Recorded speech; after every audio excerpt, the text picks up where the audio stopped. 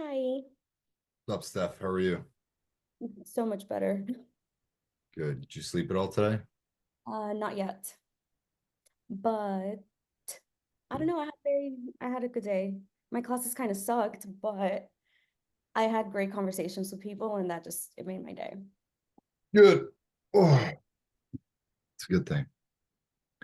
Christina, what's up? How are you? Hi, Chris. Good. How are you? You're doing good. Doing I really good. love space buns. Thank you, my space buns. Nice. Okay. We'll see who else wants to show up, right? Sometimes we'll get 10 people, sometimes you guys get a free session. So, um, wasn't a whole ton of questions, but per usual, I will just let you know the meeting's already recorded, right? If you talk about anything personally, professionally, you don't want to go on the internet at a later point. When I get around to uploading those, just let me know after the call or during the call. That's up to you. Um, but Steph, why don't you give us something that you're either focused on or working on, and then Christina. Well, multiple things. I am working through going through a divorce. I am working through launching my first business. I am working through setting boundaries at work to be able to continue having the time to work on my dreams. Nice. And Christina, what you got? Just to piggyback on that, I actually went through a divorce last year, so I got you, girl, if you need anything. I'm also starting a business. I'm currently learning tarot. I'm going to learn Reiki and picking up human design as well. So that's what I'm going to be putting out once I get it all kind of together. So I'm excited about that. Oh yeah. Oh yeah. And Stace, why don't you go ahead and just quick intro yourself and just give us a rundown about what you're working on. Hi, I'm Stacey Echeverria. I barely just heard the end of what you were saying, but I'm also divorced. I've been divorced for 6 years. I was married for 20 years to a military pilot. I have three children. They're all grown up. My youngest is 19. Anyway, I'm a therapist and a coach, and I started my own company this summer. Met Cam, started coaching with him. I've made some slow progress um, in different areas. There's a lot to learn, and it's a very steep learning curve. So, just trying to take things one step at a time. I also do real estate. So, I'm really busy with that right now, actually. It's kind of ramping up again. So, just staying busy. Do you have children, Stephanie?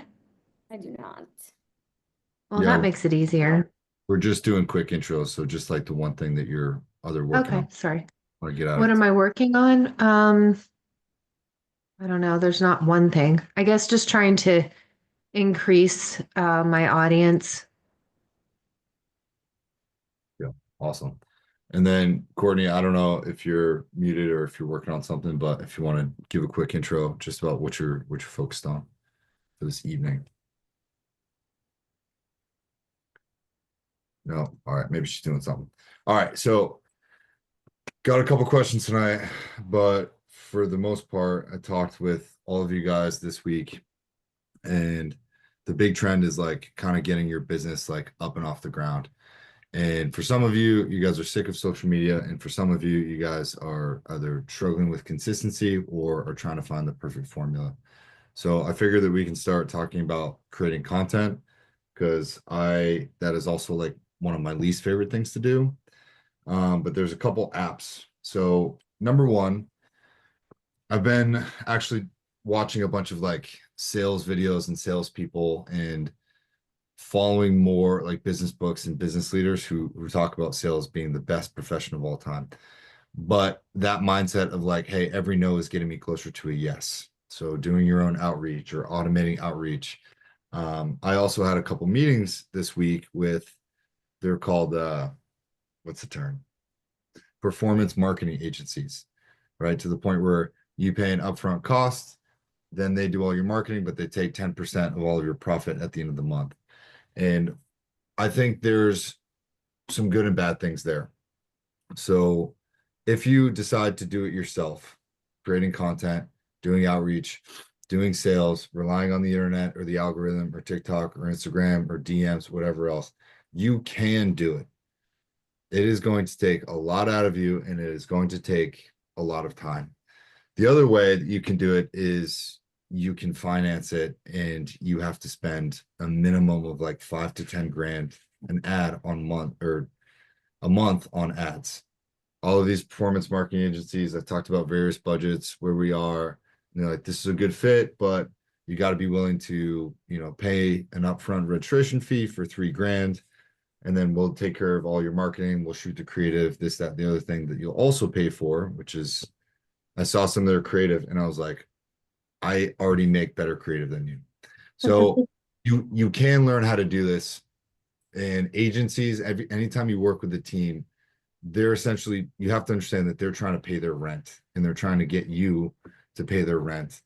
And you can learn what it is that they do, right? Me having worked in advertising before, I've seen the numbers that we've charged clients for stuff that doesn't even cost us fraction of that. So like I've sold $350,000 projects that I know my team can do in a week, but we're dragging it out over 6 weeks or 2 months or 3 months because we're trying to keep the lights on and maintain, hey, we worked with this high profile client for this month. So there's really no shortcuts. You're either going to pay through the nose to not have to do it yourself, or you can choose to do it yourself. But the more arduous way of creating content in learning how to do all this, it's not only time intensive, it's not only pretty draining, and then it's a constant reminder of your lack of results thus far. All right. Anytime that I've built a business, it's taken like, I don't know, over a year of me working on that shit consistently, probably closer to 2 years, definitely around the 18 month mark, to the point where I was like, okay, I think I know what I'm doing. With CK Collective, I built this almost 5 years ago now. Granted, I was away for big portions of military stuff. So there's a start and a stop type thing, and I don't do this full time. But like now I'm at the point where I'm like, okay, I can consistently almost daily work on this business. And now I have a VA that I can afford to pay to like do all this content migration that's saving me hours and hours and hours on the back end. I'm not there with Wi-Fi and SFL. And if you guys follow that stuff, I use a lot of AI stuff to generate stuff and just put stuff out there because I can't afford to pay 3 grand and then spend 5 grand a month on ads just to become a dominating market share. Like I want to build through badass stuff that's different. And then once I have a community and enough of a following, then work on that authenticity part, then work on that customer verification part, putting in testimonials, whatever else. I just want to do things differently. And I have never wanted to follow what other companies do. So one company will build a sandbox and it looks nice and it works and maybe they're the best. I'm like, fuck that sandbox. I want to build a sandcastle. I don't want to do it my way. And I don't want anyone to fucking tell me how to do it because I'll figure it out because I'm not a quitter. Right. So for me, it's about consistency and just putting one drop of rice in the bucket. Cool. Nobody liked that Wi-Fi post. Cool. Nobody liked that. Nobody liked that. Whatever. I'll send a free shirt. I'll send a gift certificate. I'll shoot a DM to an influencer. But there are certain things that I can't force. Right. I can't force someone to go to the website and buy. I can't force things. And I'm very, very conscious of like, okay, I'm forcing stuff now. Like I tell all of you guys, when you get into the business of creating stuff, you just have to enjoy the process of creating, right? Again, with Wi-Fi stuff, I love that brand. It's my total creative fucking free playground. I can make whatever I want and market it however I want. My business partners have no idea what I'm doing and they don't tell me what to do. And I just enjoy every once in a while, I'll get a random dude from like Utah or Florida or wherever, from South Korea, some airsoft guy from South Korea DM. He's like, this is the sickest shirt I've ever seen. And I was like, dude, grab a free shirt. I don't care. I just want you love it, fucking have it, dude. And I'll do that and I'll pay for it out of pocket because I want people to have stuff when they're like, I think that's fucking awesome. The place where I buy all my Zyn cans, that I wore my shirt in there one day and he was like, that's the sickest shirt I've ever seen. And I was like, I come here all the time. Here's one for free. Right? Like that stuff makes me fucking happy. That's a win. Like the fact that I can impact someone's day or wear it out to the bars or a restaurant, whatever. And people are like, that's the sickest shirt I've ever seen. I'm like, cool. That's just verification that I'm doing the right thing all along. I don't need to make money off of that right now. That will be a byproduct in the future of me maintaining that consistency over time. Because nobody else is doing what I'm doing, and they're not going to match my originality and creativity there. I'm simply just going to do it for longer than you are. Right? That's how I'm going to win. I don't need to pay a performance marketing agency X number of dollars to get me in front of that.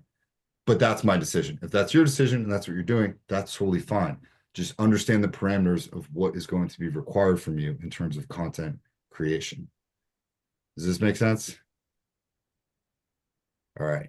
And I also think you kind of have to balance out like what makes you happier in that sense. Because like for me personally, I've realized I'm like, if I'm able to pay for something for the certain convenience or the additional time and energy that I'll save on that, it's totally worth it for me. But I think that's different for everybody, and that's also okay. Totally, totally agree. I do think that consistency is the number one factor with whatever you're doing, right? I tell Steph, I think I told you this morning, but like my process for work stuff is automate, optimize, and delegate.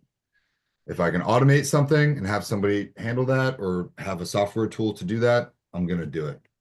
Like all my editing stuff, I can rip a bunch of images of a product, download another Instagram reel of like a really cool landscape, airdrop it to my phone, throw it in an app. 30 seconds later, I get a pretty awesome, badass reel with random music.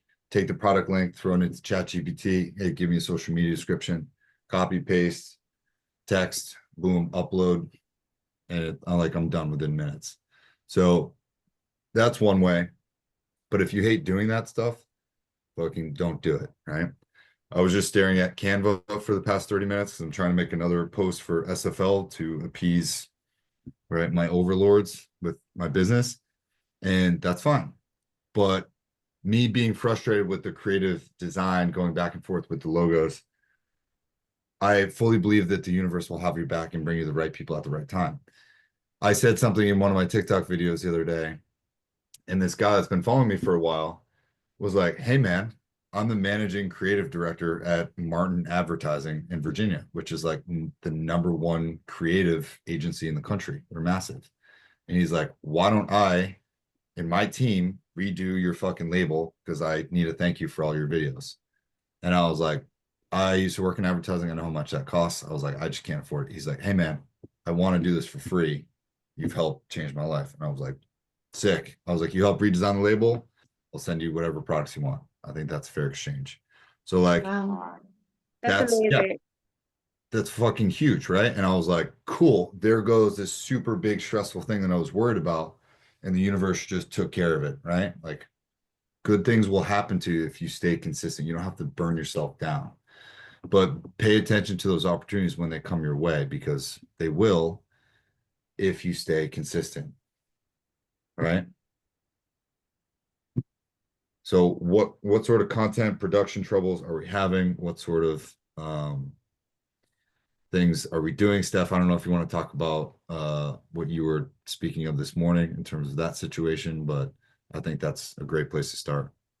Yeah, so I'm a fitness instructor, and I also manage their social media, like all of the recording, creating, posting, interacting, staying on top of trends. But it's just been very draining for me because of I haven't really had time to do stuff for myself. So my creativity and my inspiration is just like down the drain. So that's where I've been struggling with it. For me personally, the creative portion of it and like the little tedious, like adjusting the time frame and adding the music and the text overlay, it's very therapeutic for me. Like I enjoy my time doing that. It's the staying constantly inspired and in that creative mindset that I struggle with. Yeah. I have a question. Yeah. Shoot. Okay, are you taking breaks? Because like, yeah, when you're in it, it's fun and you're enjoying it and you're in the zone or you're in the flow or whatever. But if you keep doing it for hours and hours on end, you're gonna get tired. You have to like step back, go do something fun, eat good food, or if you're exhausted, take a break and come back the next day. Go Because maybe outside. just doing, yeah, exactly. I know it's cold right now, but the best thing for me is being able to take my dog for walks. Like that gives me time to slow down. Mhm. And I'll try to like just take my walk home from work to be that time, but everything is so chaotic around that I'm like, I'm just getting my steps in. But no, I have not taken breaks. Like I've You just been need to. going nonstop. Yeah, I think that's a good point. it helps mentally and emotionally in a way until like burnout. Yeah. So I know we talked about burnout this morning.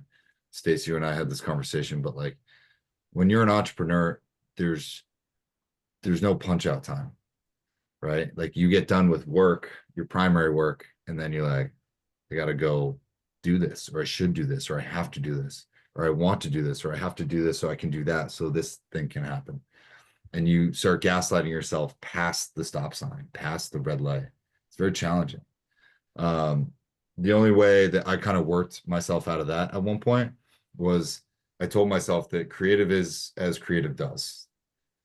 So like if I want to be creative, if I want to be impactful, if I want to have good, unique, original, clean ideas, I got to get away from this fucking thing and I got to get outside and away from the computer, right? Like that's it. There's no hope for you if you just sit here and you're just trying to force stuff out. So can you automate it? Can you optimize it? Can you delegate it? If none of those things, you just got to move on. I have a question that's on the same topic, but a slightly different direction.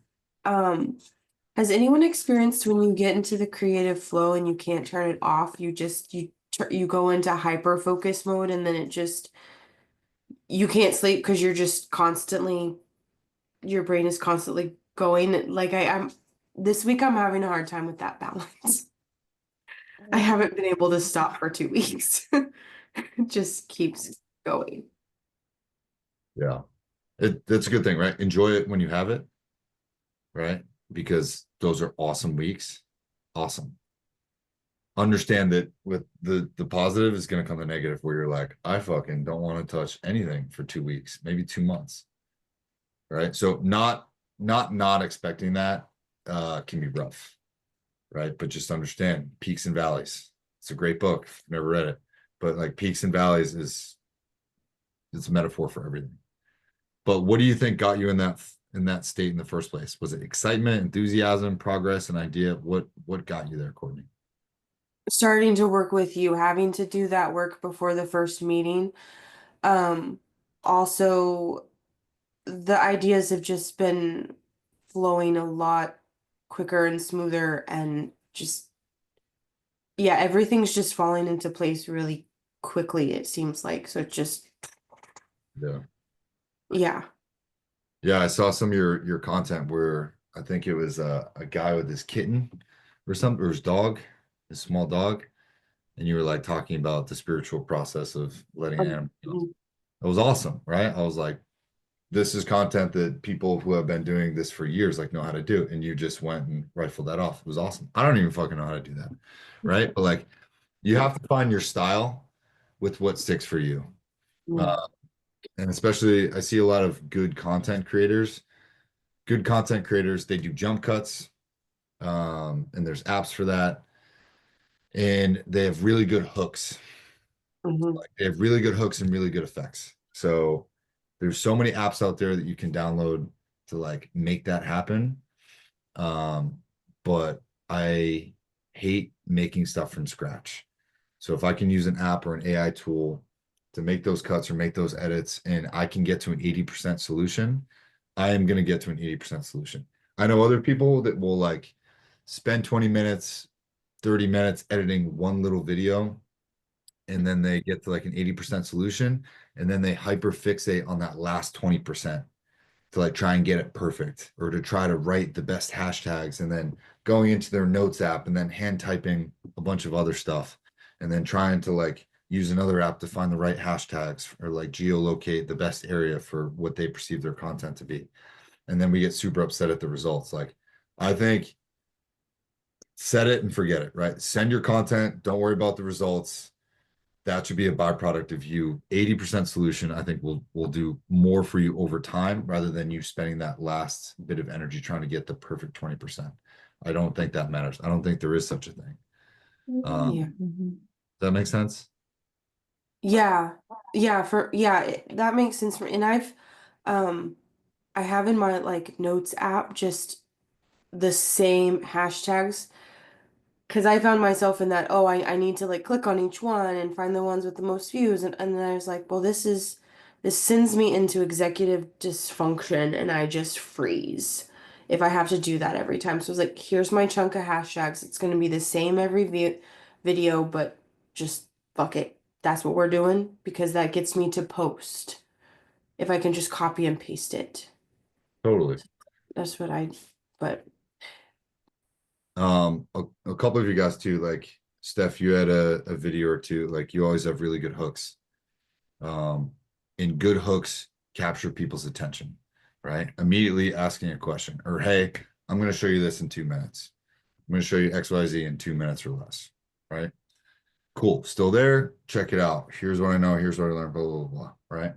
I feel like the past couple of weeks, I've put out some of my best TikToks ever. And I'm still in like the 200 to 400 view jail. And I'm like, all right, whatever, too bad. Sometimes it doesn't work out. But good hooks is like asking a question or telling somebody something like, have you ever done this? Have you ever felt this way? Stacey, you do a lot of that too. You'll ask questions right there and then you introduce yourself and then you get into the bulk of your stuff. Like that's good, but it's going to take time to like carve out a niche. Tara's social media that she put in one of the groups, she has really good hooks. She'll put in like a title about something that's essentially the subject of what she's going to talk about. And she always asks a question, right? And she'll ask like multiple questions because if she gets one yes, once you get one yes, it's easier to get another yes, right? But she's very niche and specific with like her breakups and divorces and trauma healing that like she's immediately giving people what it is that they want to know. And she has more male clients than female clients because that's the audience that's gravitating towards that. So everyone has a different style. I'm telling you to find yours and it better be authentic, right? Because people on social media can sniff out a lot of bullshit. Like when someone's trying to sell you a random TikTok gadget, because I don't know, maybe whatever, they're hurting for money or they just want to promote random shit so they can make commission as a side project. Whatever it is, find your authentic voice and then just keep putting shit out there because eventually it will get to the right people and then it will keep getting to the right people. Make sense? Yes. I've always heard that expression, done is better than perfect. Yeah. Yeah. Yeah, because you can get paralyzed. Mm-hmm. Right. Or like messy action when he's saying 80%. If you're spending time working on that other 20%, how much more is somebody else getting done or putting out there because they're putting it out at the 80% mark and you're wasting time trying to get to that end because of perfectionism. Yeah. Meanwhile, people are only listening to like the first 8 seconds of Yeah, what you're and then saying, flipping the you know. script. Yeah. Lastly, just about social media and content, and then we'll move on. And I tell all you guys this at one point, like when you have chosen to start a business or do something, it is consistency that will kill you. Like you lose momentum, you lose progress, you lose viewership, you lose engagement, you lose stats, whatever else when you are not consistent. I've seen this in my businesses across the board. And anytime that I have been super consistent with something, right, whether it's just me sending emails or creating templates or putting this or putting out, I can see that momentum start to drive. But like everything, until you get that flywheel to turn automatically and you have other people that are powering that as well, when you need to take a break, you're going to lose momentum as a single person.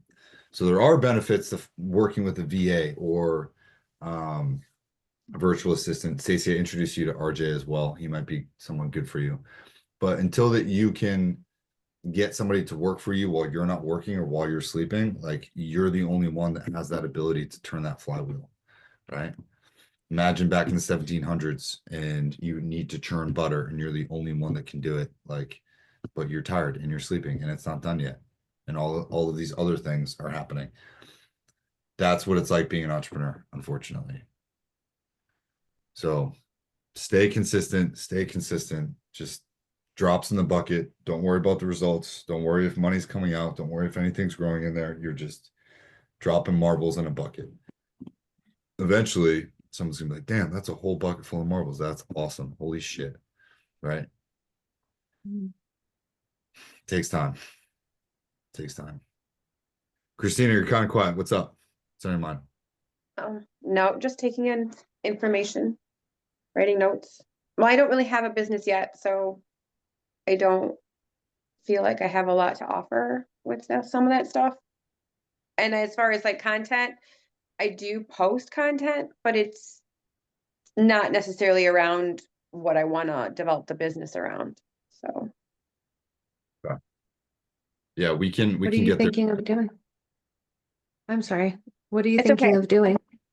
So I'm actually learning about human design and getting certified in Reiki. So Mhm. that stuff that is happening currently. So I haven't actually created like a page or a website yet. Well, that's a good time to be creative then because, you're not busy seeing clients or whatever. 100%. And we can talk specifically about services, but do you guys have any specific questions about like content production or media or working with a VA or an agency or anything else? What do you have your VA do for you? So Rachel is my VA, and basically all the stuff that goes on TikTok, she will download it and upload that to my YouTube, which saves me a fuck ton of time, right?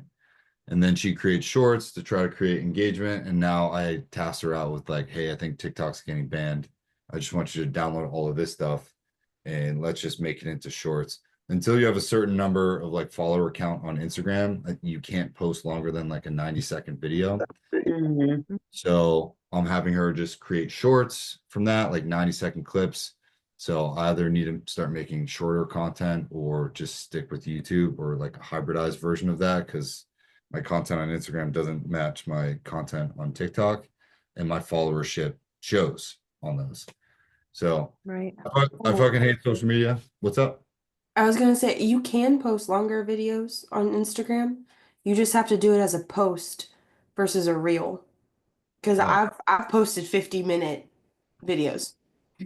But you have to make sure when you do it upload, it's a post and not a reel. Because it'll automatically say, oh, this is a video, we're gonna kick you over to the reel part. So you gotta toggle back. Perfect. Mine That's how I get around. still cuts it off. Really? I've mm, Yeah, Mm. if I post a video, and I make sure I make it a post because I've had that happen before where it makes it a reel by accident because it's a video, but it still cut it short. Maybe you guys can connect offline or we can Yeah. Google or chat GPT those steps. But Yeah, we'll figure it out. yeah, I fucking hate Instagram. I hate it so much. But yeah, moving on to, does anyone have any questions about like websites and website building before I jump? Well, I will, but I don't yet because I really don't know what to do. Yeah. And then Courtney, you're built on Squarespace. Stacy, you're on Wix. And then Steph, you're on Shopify.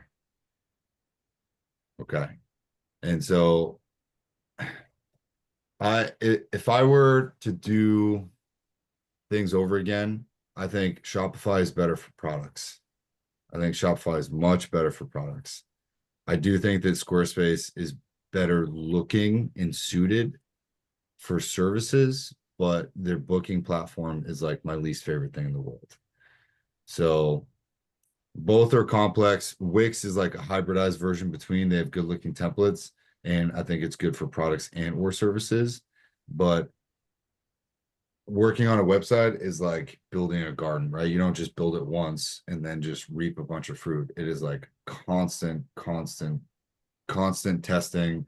Does this look better? Is this whatever? I just redesigned my website, I think like, what was it, Sunday morning at like 2 a.m. to 5 a.m.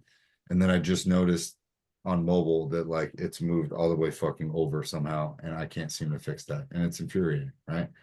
So 5 years in, it's always going to be something, especially when you change it. But make sure that you set time aside to go into your website, to test it, to view it as a customer, right? And if you are having trouble ascertaining what it is, ask a friend, ask a family member, hey, does this website make sense? Is it easy for you to understand? Can you easily navigate? And I ask you guys all the time for feedback on random stuff, and you guys give it. I'll ask my friends and my family, and they'll always point out something. Well, how do I just, book a group call? Why is this complicated? I'm like, oh, of course, I was designing this way, and I didn't even take that into consideration. So you guys I are do. go ahead. Oh, sorry. When I tried to go in the other day and sign up for group calls, it took me the longest time to like navigate it as well. I don't know if that's something you just fixed, but I noticed because obviously you've got that $1 package if you join the collective or whatever. And then it's supposed to be like the group calls are free, but if you're not underneath the collective part before you select it, it doesn't take the funds off. Do you know what I mean? So, but no one, I don't know. It's just kind of playing around with it a little bit. It took me a minute and I figured it out, but Yeah, get with me on that, because there's always little stuff. Like send me a message or screenshot it, because these are little okay. things that I want to fix, right? And Yeah.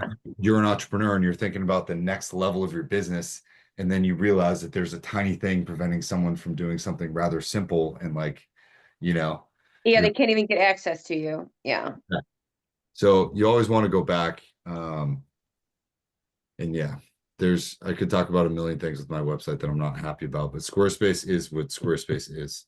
And I recommend that if you are going to do products, even services, Shopify is a faster checkout. Okay. I've sent StanStore to you guys a couple of times. StanStore is great for like services or small bios or people that don't want to build a full website. Longer term, you're always going to have access to your email list, and it's not that email is dying. It's just that it is an antiquated thing, and it will always be there. But creating a stand store is super easy, super fun, and engaging as well. But you guys will have different solutions and different answers for stuff, and that's what we can work on in our one-on-ones. I showed Steph like an hour of Shopify the other day, right? Because she's working with an agency on her business, and they didn't even show her the bare bones stuff, right? And then we took another phone call with her agency, and hopefully I wasn't being too much of a dick, but I was like, I said it multiple times. I was like, you guys need to show Steph how to do this, right? So if you do hire someone from the outside, you're gonna You're able to, I guess, transfer your domain to Shopify. So if you are paying like whatever for whatever, let's say Wix or whatever shop or Square, whatever it was, you can go to Shopify.com and you can transfer your domain and start paying through Shopify to create and edit your website there as well. yeah, yeah, it's a relatively easy process. I have ported a Squarespace website over to Shopify, and it fucking botched the whole thing. So it's like, it's great, but you need to know both if you're gonna, Yeah. yeah, if you're gonna do that sort of thing. Can All you right, post your websites in the chat, please? yeah, do that. Let's hop to the questions for the last half. So got a couple. First question was advice on staying focused on big goals and dreams when they start to see so far away, especially if you've been going after these goals for a long time. What you guys got? What if you were to take a big long-term goal and break it down into smaller steps? How would you do that? Um, well, can you give me an idea of what the bigger goal is? So like building a business. right? Okay, so first of all, you could come up with a business plan. You could decide what your top 3 priorities are or things you're going to focus on first, and then break those down into steps. Like take the first one, right? And break that one down into steps. So if first of all, if you want to build a business, what's the most important thing part of it to you?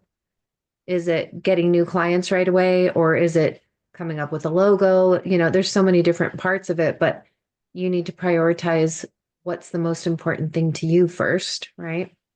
Maybe you want to make business cards so that when you're out networking with people face to face, you can hand them your business card. So then you need a name, you need to register your LLC, you need a website, probably. Not necessarily. You need an email and phone number, really is the minimum. Maybe you want a little logo, so you could either design it yourself or have somebody do it for you. So those could be the things, just break it down into smaller things and just try to be like, okay, for this month, this is what I'm working on. And so by the end of the month, I want to make sure I have a logo, I have the beginnings of a website. Obviously, like Cam said, like the website is like an ongoing project. Is Yeah, that I love that. That's actually okay? where my mind went, right? Like, I wish I had an entire wall that was a whiteboard, because then I could just have timelines. Like in the military, we draw these fucking stupid diagonal timelines, and it's whatever. But you put all your timelines, and then you put all the little things in there so everybody can like track what's going on. And it's actually weirdly helpful, right? Being able to see your own timeline for what you want. But I always preach kind of reverse engineering. Yeah. Like, what's the ultimate goal, right? If you want to take a spaceship to Polaris, right? The end goal is Polaris, right? But what is the journey in between there, right? What sort of refueling or rechecking, whatever things that you need to do in order to get to there. So take your ultimate goal, right? If it's to be famous on YouTube or offer coaching services where you're getting paid $1,000 an hour and you're on podcasts and doing TED Talks and writing books, whatever that is, reverse engineer all of the little micro steps down, almost like a marathon. So mile 26.2 looks like this. What does mile 25 look like? 24, 23, et cetera, et cetera, et cetera. Work backwards. And then, like Stacy said, you can have your primary, your secondary, and your tertiary goals that will support those things, right? I'm not saying that you can't work on one thing at a time. It doesn't always have to be sequential. And yes, stuff is going to change. But like, if you drew that out, you physically got that out of your head and onto paper or onto a big, massive whiteboard that you could look at every single day, that would be so awesome, right? Then you could create an entire schedule on Excel for the whole calendar year and be like, okay, I know these, I'm going to do these 26 things. Okay, on average, that's what, 2.2 a month. And then you could identify, those 2.2 major things that you're going to do this month. Maybe you even switch stuff. Maybe you get magnets, right? But I would visualize that mostly because I'm a visual learner. So I can't always distill what the next step is in my head, but I do know that when I work backwards, it's a much easier process. Mhm.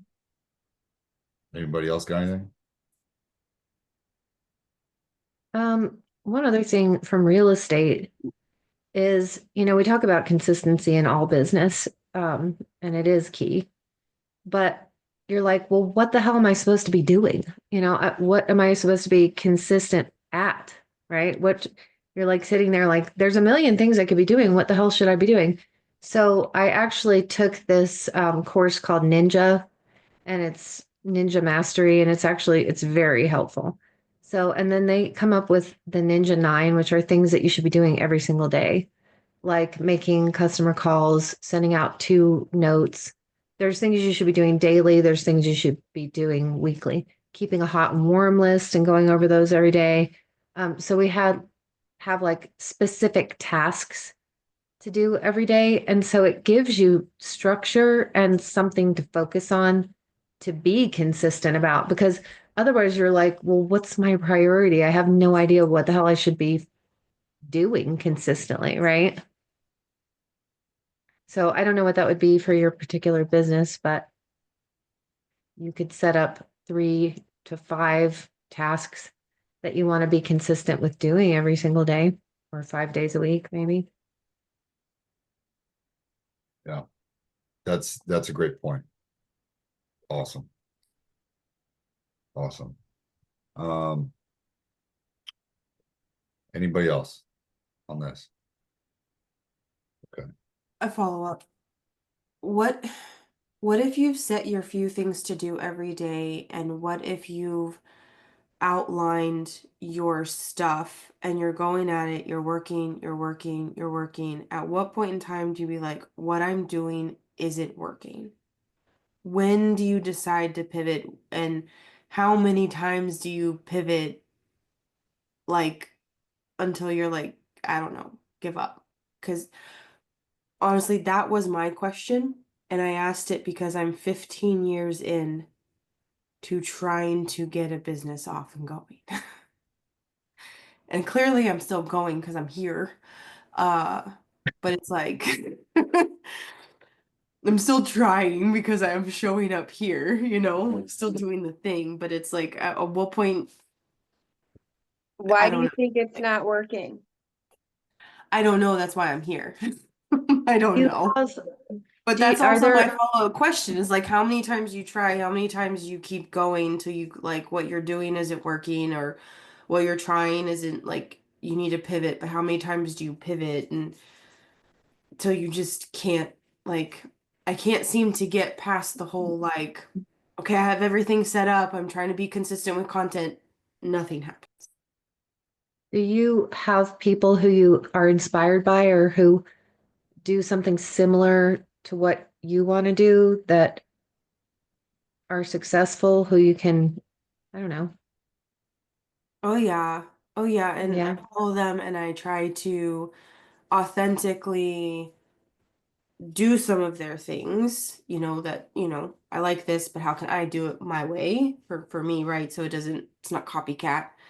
Um, but I have to be careful with that too, because sometimes it'll get to the point of like jealousy because you keep trying and trying and trying, and you're like, you don't get it anymore. And I don't get what I'm doing that they're doing. It's working for them, it's not for me. Like I don't know. Maybe you just have to believe in yourself more. Like it sounds to me like you're doing it consistently, like you're doing what you need to be doing, but maybe you're not expecting it to take off, so it's not taking off. Does that make I I, I I second that. you know what I'm saying? Yeah. I heard the word try, and I was like, that's it. There's no trying. You either do or do not. Yoda. Yeah, I got on a client earlier today, right? This young girl, she's going through a breakup. She's trying to, figure out the next step. And I had her sit in a dark room for an hour, and she's like, "Oh, I can't do that." Blah, blah, blah. She's like, "Okay, well, I'll try."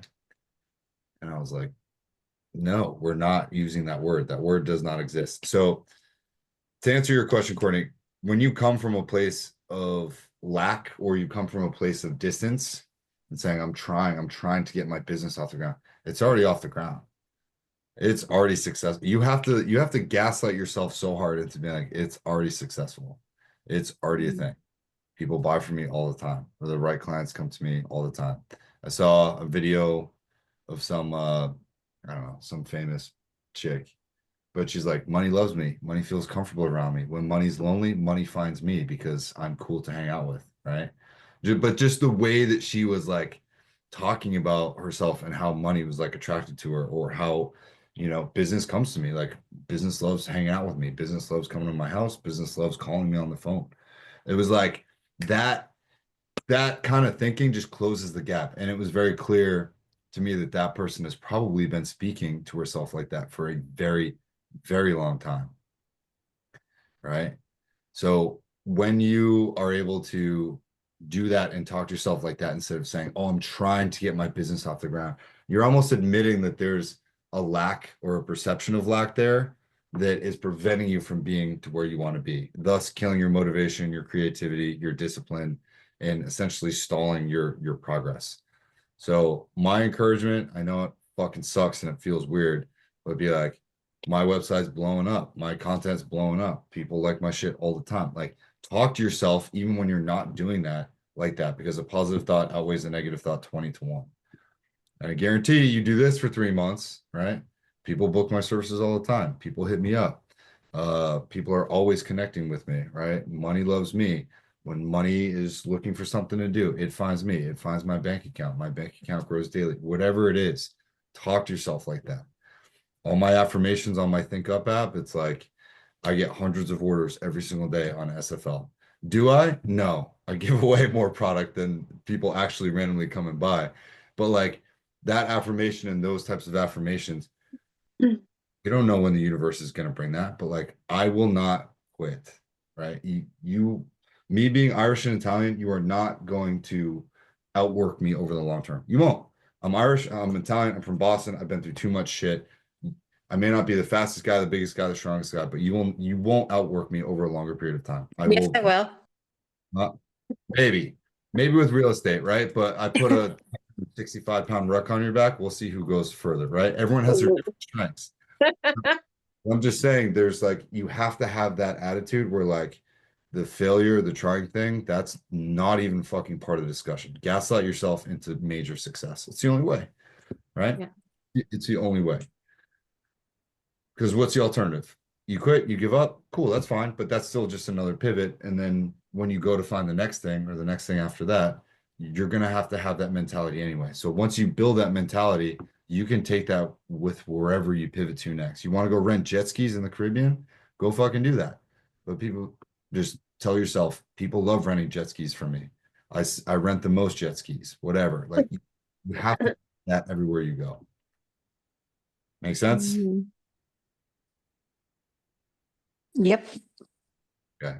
Yeah, I love it. I always start with gratitudes, affirmations, and intention every single morning while I'm drinking my coffee, like really early in the morning. I start that way and it really helps with my mindset. Yeah.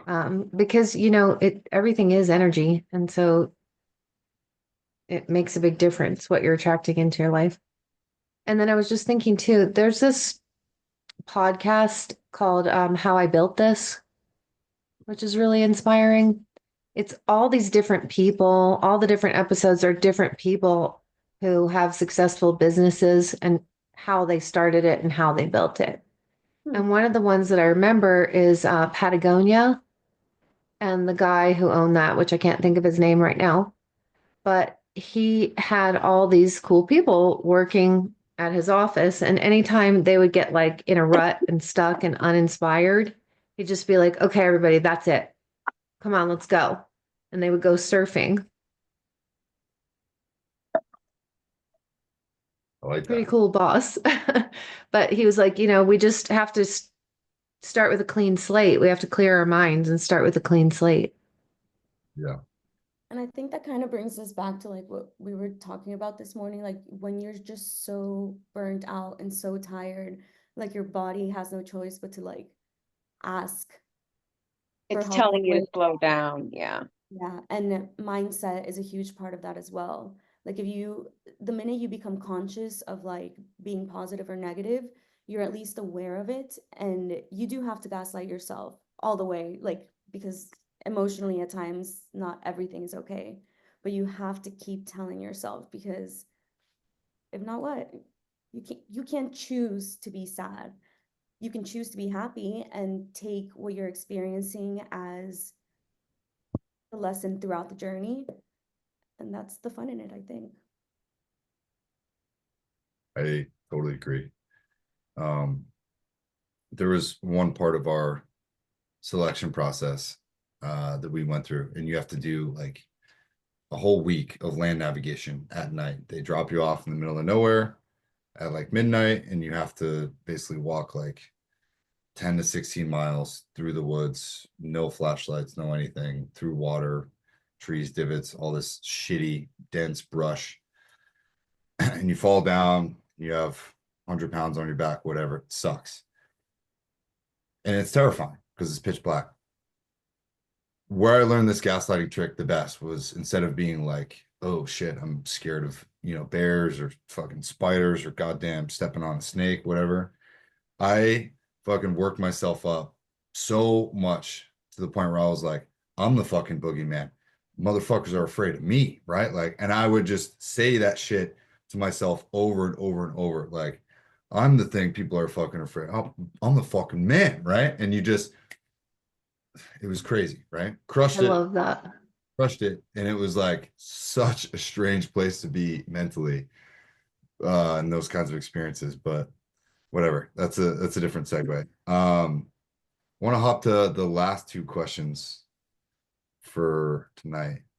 So I talked to you guys a lot about boundaries, but this one is, how can I set boundaries that protect my energy without feeling emotionally drained or guilty in the process?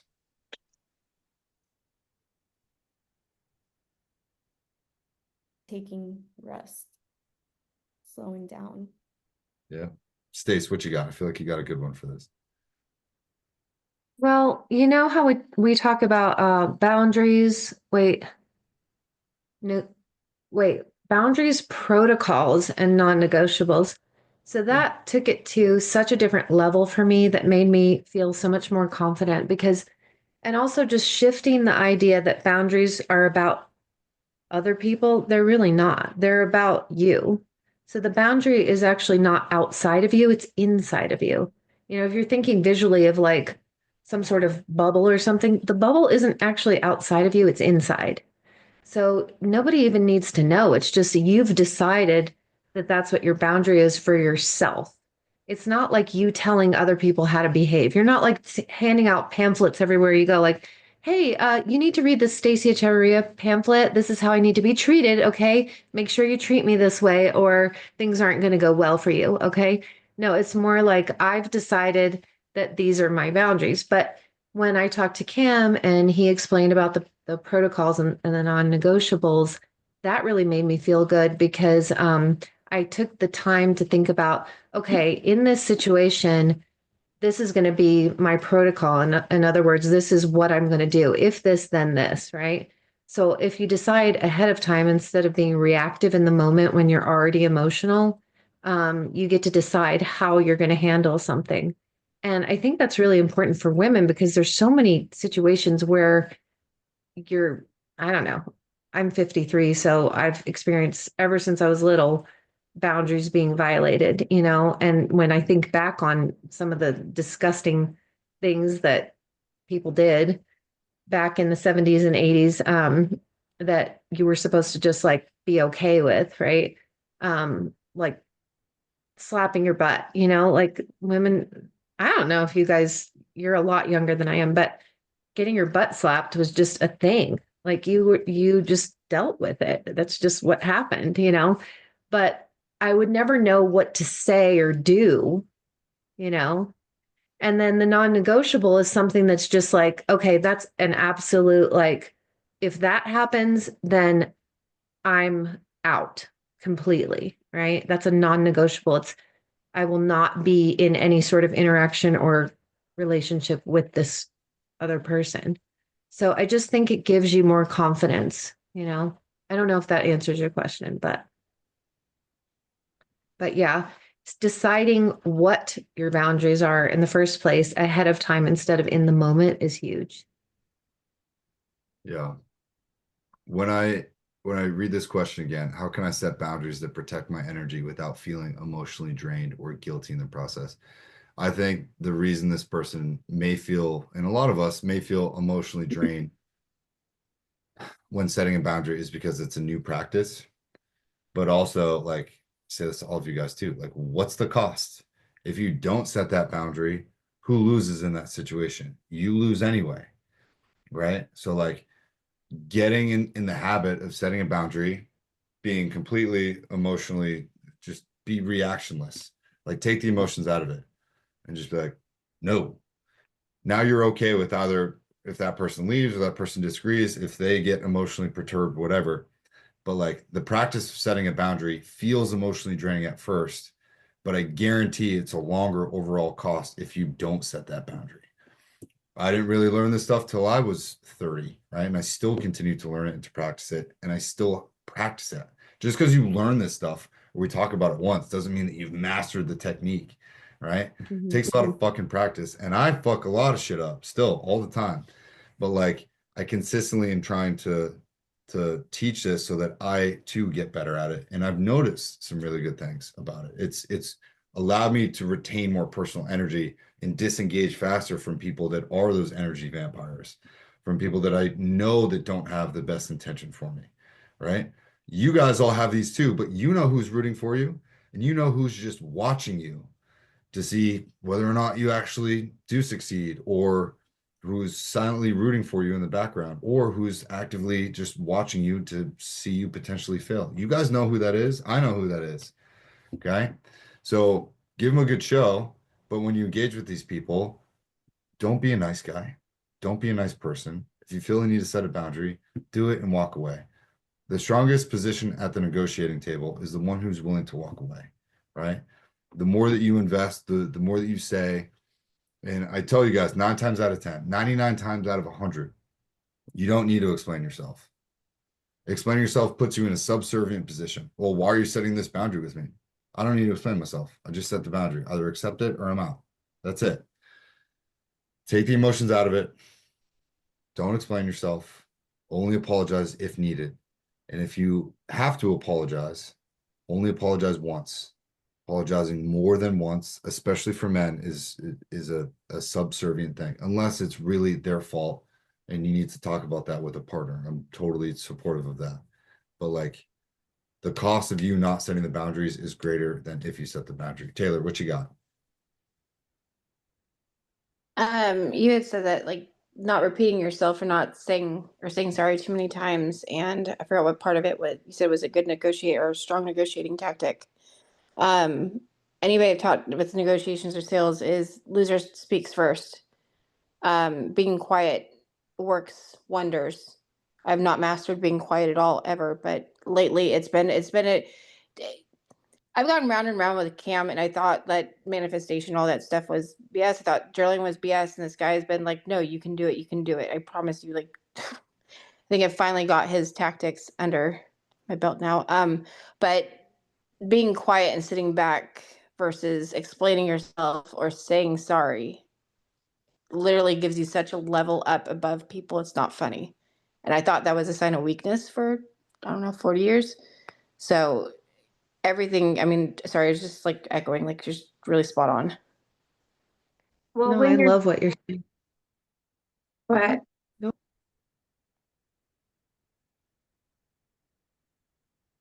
What'd you say, Christina? I was gonna say, when you're saying sorry, then you're putting the ball in their court. Like you're not confident in why you're setting the boundary in the first place. I feel like you're people pleasing more. You can't really, like you're doing it for yourself. There's a reason why there's a boundary in the first place. And you're not going to please everyone. So you have to just be comfortable with it. You can explain yourself. If they don't like it, they don't like it. They're not for you, or they're not good. You know, you can't change their mind. They'll have to figure that out on their own. Yeah, I agree. You should also never apologize for setting a boundary, right? Yeah. Oh, setting a boundary, sorry. Like that's just, That sounds weird. yeah, what the fuck is that? So I'm sure you guys have met someone in your life, whether you know you were dating or whatever else. Maybe you went and talked to a person at a bar or super interested in someone, and like maybe it didn't go your way, and that person was like, I'm out of here. See ya. Like, and you were like, wait, what? I thought things were going so well, right? I thought there was actually a chance here. I'm sure this happens to guys more than it does to women, but like that kind of attitude, right, from a woman is like that's what gets men, right? It's not that they're being snooty or anything. It's just that like they know what they want and are so clear about that, and they're okay with not having you, right? So it's like that attention to detail. It's the same thing as when you set a boundary. You're like, hey, you know what, boss? I don't really like how you're talking to me, and I'm out. Peace. And they're just like, wait, you can't leave. You can't just quit. And you're just like, I just did. yeah. That's like the ultimate kind of fuck you, which is the kind of power that we're all striving for. So how do you apply that? That's up to you. That takes practice, right? If we could do that every single day, people would be in a better mood, but then nothing would get done. So the second part of that question was the strategies that you can use to stay consistent with your non-negotiables priorities, even when life, work, and building a business feels overwhelming. So for me, everything's centered around my non-negotiables. Okay. My non-negotiables, as you guys know, dog, reading, meditation, fitness, working on my businesses. Those are the things that give me energy. I very clearly make a list and I have it mentally now, but like what gives me energy versus what takes it away. If I feel overwhelmed, it's because I have too many things that are taking away my energy, right? If you have $100 in your bank account and something's trying to debit $400 from your bank account, you're in the negative 300. That's why you're feeling overwhelmed. It's just the same point of view from an energy perspective. You have too many things that are plugging into you. Too many people have access to you. Too many people can reach to you. You're being reactionary to the things in your life. This is all my opinion, but you're being too reactionary to all the other people and you're not focusing on the things that give you energy. What are those things? Is it going out to dinner, taking yourself out on a date, hanging out with friends, running a marathon, meditation, reading a fucking book, right? Going and riding your horse, whatever these things are to you, that is like your time to fill your cup up, you go and do that, right? I go to my gym, my CrossFit gym, my open gym in like the middle of the day when I know there's no classes and no people, or I'll go super fucking late at night or super fucking early in the morning and I blast Limp Bizkit, put it on the stereo at 90, even though it says do not turn past 70, otherwise the speakers will blow. And I just fucking blast death metal and I lift all the weights in the world and I don't look at my fucking phone for an hour, hour and a half. That fills my cup up. Then I come home supercharged like this and I'm like, cool, now I'm going to work on my website all fucking night, crush my group call, maybe make dinner, take Charlie out because he's fucking crazy, and then continue this energy for tomorrow. Like if I didn't do that, I would have been lower energy, right? So you must fill your own cup up first before you even engage with someone. Make sense? Yes. That's really good advice. Yeah. I also wonder too if we need to ask ourselves, why are we afraid to set the boundary? Like, what are we so afraid of happening? Like, So, Something I heard once that helped me to take that step forward and to really start to set boundaries, because I was kind of on board with like everything everyone was saying, but there's just something slight missing. And someone said once, you are not responsible for someone else's reactions towards you. For some reason, I don't know if someone needs to hear that, but for some reason for me, that just kind of like switched the key in my mind. And I was like, fuck it. Here's a boundary. Here's a boundary. Everybody gets a boundary. yeah. So go read The Subtle Art of Not Giving a Fuck. Because that book teaches you that you only have a finite amount of fucks to give. Okay. And if you try to give a fuck about everything and everybody all the time, you're all out of fucks. And who loses that? Right? You do. Okay. So I generally give, obviously I care about you guys, right, in this community, but like for the most part in my life, I'm in a total weird isolation period where like a lot of my friends are either coming back from deployments or all spread out. And like I have a good group of guys here that if I want to go out and do stuff, I could, but like I don't have any best friends here, right? I hang out with my fucking dogs, right? And I'm totally cool with like just me being by me. I spend a lot of time by myself away from my phone, just thinking or reading or doing whatever. And I fucking love it. It's like, it's great because I know once things do pick up and I don't have this time again, I'm gonna be like, fuck, I need that time. So you setting boundaries, don't be afraid to lose people or have people be pushed away because that is going to happen whether or not you hang on to them. So you might as well cut that shit off early if that's just not a relationship that's facilitating your own growth and personal development. So don't be afraid about the repercussions of setting a boundary. If they taught this stuff in middle school, the world would be a much better place. Okay. And it's You don't have to get offended if someone acts a certain way. If someone else wants to get offended by something that you do, or if they get offended by you setting a boundary, that's just telling that, hey, I've tried with this person and that's just not gonna work out. It is what it is. Be emotionless when it comes to those times, okay? As best as you can. Make sense? 100%. Sorry for all the rants tonight, but. All right, if there's anything else, please send me a just message or whatever. Christina, send me the thing you were talking about with the Okay. website. I can fix that. I got 1,000 little mini edits of stuff that I need to do. I'm not looking forward to that. Maybe that'll be a weekend thing, but I'll talk with you all soon. And again, if there was anything discussed here that you don't want going on YouTube eventually, when I download this, just let me know. Okay. All right. I'll see you guys soon. All Have a right, good night. bye. Thank you.